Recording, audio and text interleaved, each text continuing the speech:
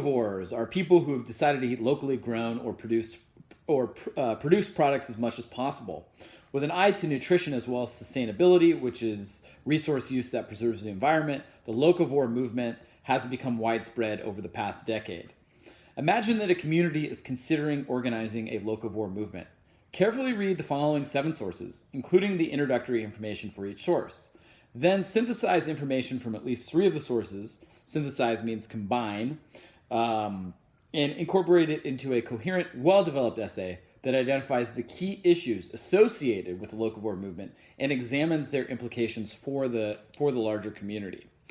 So the first thing I think about when I think about this prompt, just walk you through my thought process, is we have bigger problems in our community than eating locally. Right now, we have the problem of we're not prepared for pandemic disease. Climate change is a huge problem. Now, climate change is related to this, and we'll see that in a second. Poverty, homelessness. We have so many other problems that my first reaction to this is this is kind of a waste of energy and a waste of time and resources. Let's go to the documents here. So source A is very much in favor of eating locally. Eating local means more for the local economy. Locally grown produce is fresher. It tastes better. They have longer to ripen. It's better for air quality and pollution. It keeps you eating seasonally. All sorts of reasons in source A to be eating locally. Then we go to source B, and again, food begins to lose nutrition as soon as it's harvested. Fruit and vegetables that travel shorter distances are therefore likely to be closer to a maximum of nutrition. Nowadays, we know a lot more about the naturally occurring substances in produce, said Cynthia Sass. It's not just vitamins and minerals, but all these phytochemicals and really powerful disease-fighting substances. And we do know that when a food never really reaches its peak ripeness, the levels of these substances never get as high. Yet when I called to confirm these facts with Marion Nestle, a professor and former chairman of nutrition, food studies, and public health at NYU, she waved away the nutrition issue as a red herring. Yes, she said, our 100-mile diet, even in winter, was almost certainly more nutritious than what the average American was eating. That doesn't mean it is necessary to eat locally in order to be healthy. In fact, a person making smart choices from the global megamart can easily meet all the body's needs. There will be nutritional differences, but they'll be marginal. So already in source B, source A is being refuted. All the bold points made in point A, in document A, we're going to see those be slowly chipped away at. And the first one is nutrition. The nutritional value of eating locally, it exists, but it's not as large as this locavore movement makes it out to be. Then we get to source C, and we find that most carbon emissions don't come from transportation of food. It comes from production of food.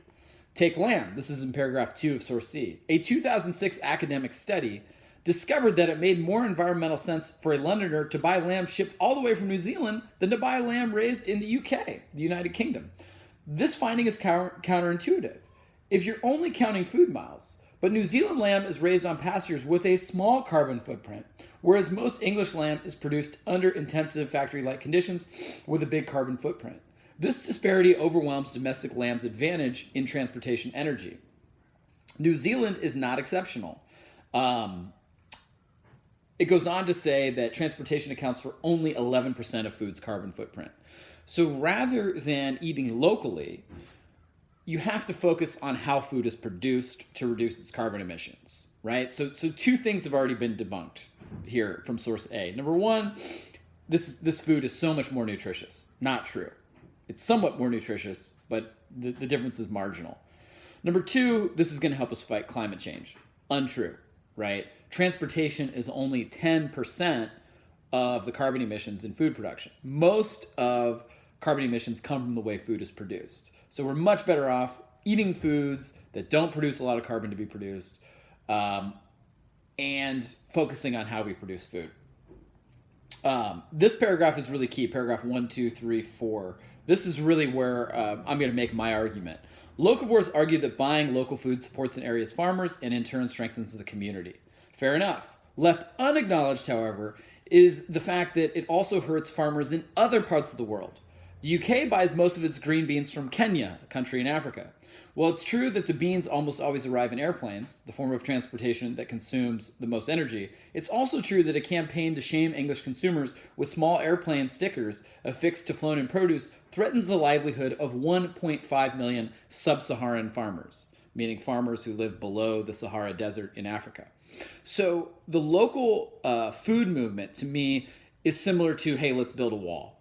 Let's protect American citizens at the expense of the rest of the world. And I'm against that. I see myself as a global citizen. So in every other aspect of the economy, let's take manufacturing. If a robot can do your job for cheaper than you can do it and just as efficient, you're fired. So if a sub-Saharan African farmer can grow cheaper food than you can, you're fired. You have to figure something else out. That's how capitalism works. Now, we can talk about capitalism and whether or not this is a good system. But I care just as much about farmers in Kenya and Mexico as I do about farmers here in the United States. Then we're going to go, source D here shows that transportation doesn't account for a ton of the greenhouse gas emissions in food production. You see a food like red meat, very carbon intensive to produce red meat. So rather than eating locally, let's eat less red meat if we're worried about climate change. And you can see transportation, it's mostly production that is causing greenhouse gas emissions in the food system. Let's go to source F, which reiterates the point I just made in paragraph 2. While localvorism sounds superb in theory, it is proving quite difficult in practice. To begin with, there are dozens of different definitions as to what local is, with some advocates arguing for political boundaries, as in Texas grown, for example. Others using quasi-geographic terms like food sheds, and still others laying out somewhat arbitrarily drawn food circles with radii of 100 or 150 or 500 miles. So what determines local?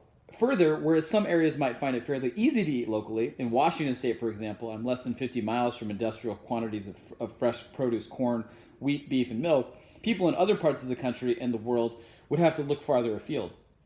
And what counts as local? Does food need to be purchased directly from the producer? Do you have to go to a farmer's market? Does it still count when it's distributed through a mass marketer, as with Walmart's Salute to America's Farmer program, which is now periodically showcasing local growers? So if you shop at Walmart, which has all kinds of other stuff from China, Vietnam, Indonesia, Mexico, but you buy your local produce there, does that count? And how far away does it have to be? So you see the contradiction there. And then there was another source here that talked about